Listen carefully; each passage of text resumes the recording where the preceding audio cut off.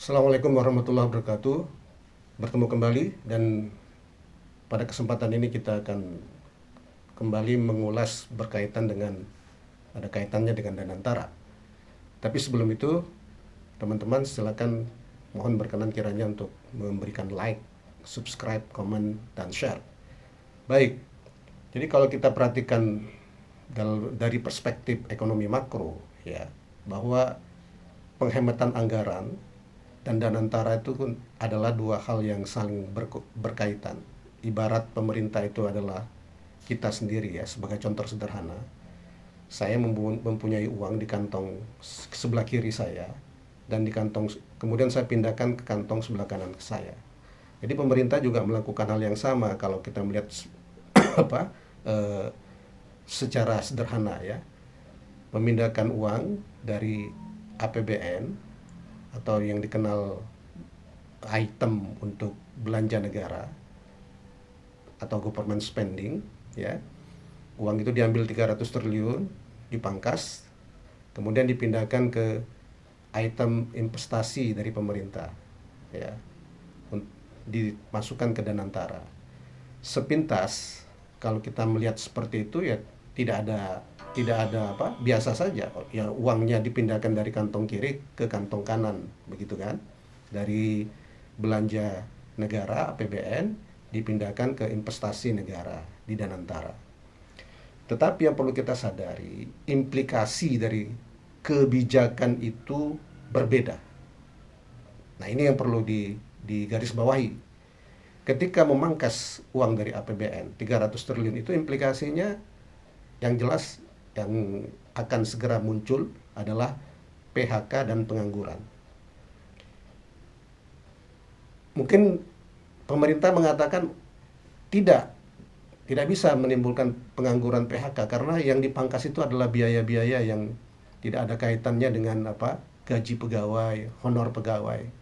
Yang dipangkas adalah biaya operasional, yang dipangkas adalah perjalanan dinas. Benar, tapi itu implikasinya adalah pengangguran. Mengapa? Contoh perjalanan dinas.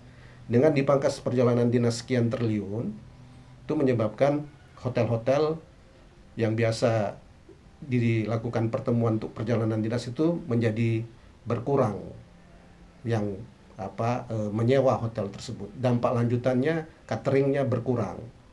Dampak lainnya travel yang untuk mengangkut orang-orang yang melakukan perjalanan dinas berkurang. Dampak lainnya juga misalnya penerbangan ya menjadi berkurang juga.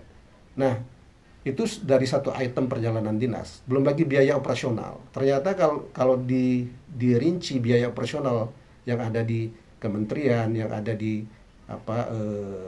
pemerintah pemerintah daerah, item biaya operasional itu ketika dipangkas berkonsekuensi pengangguran juga, karena di situ ada biaya untuk security, dikeluarkan biaya untuk satpam. Nah, penggunaan satpam, penggunaan security, penggunaan penjaga kantor ya, cleaning service kantor, itu itemnya masuk dalam biaya operasional. Dampaknya ketika biaya operasional pangkas, nah satpamnya juga dirumahkan, cleaning service-nya dirumahkan.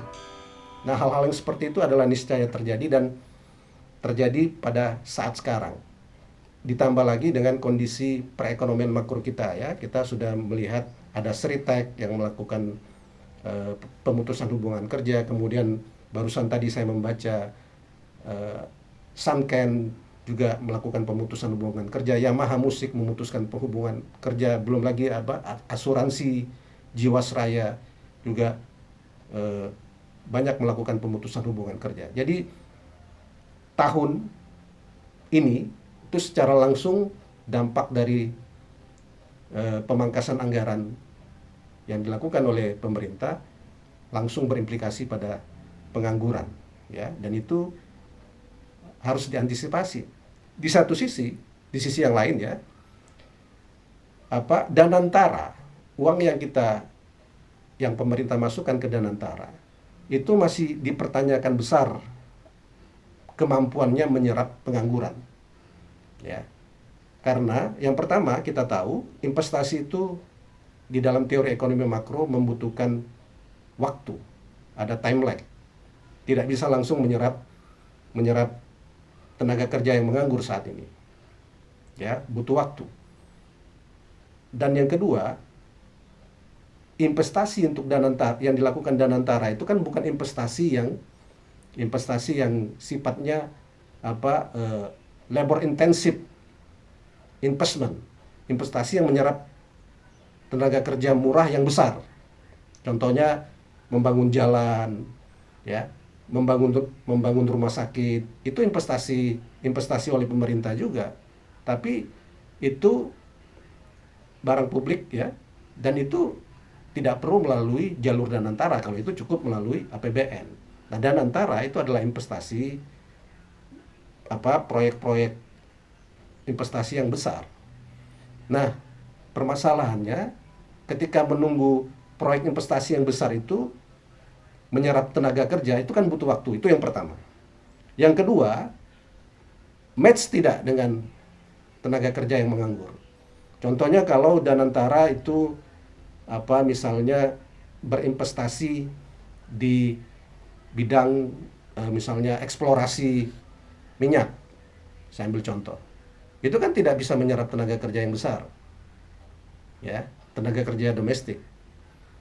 Dan yang ketiga, ketika kemudian investasi itu dilakukan bukan investasi yang real masuk ke Indonesia, tapi investasi itu adalah investasi di luar negeri misalnya, dan antara terlibat aktivitas investasi di mancanegara.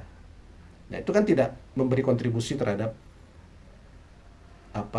pekerjaan, membuka pekerjaan di Indonesia. Dan yang keempat, ketika investasi yang dilakukan Danantara itu adalah investasi portofolio, hanya membeli saham atau membeli obligasi dari perusahaan-perusahaan multinasional, sehingga nanti mendapatkan keuntungan dari situ. Nah, jadi yang perlu pemerintah waspadai adalah ekses pengangguran yang muncul ini akan berimplikasi pada keresahan sosial, dan itu harus diatasi. Sementara itu saja yang ingin saya sampaikan, teman-teman. Terima kasih. Jangan lupa komen, share, subscribe, dan beri like Anda. Assalamualaikum warahmatullahi wabarakatuh.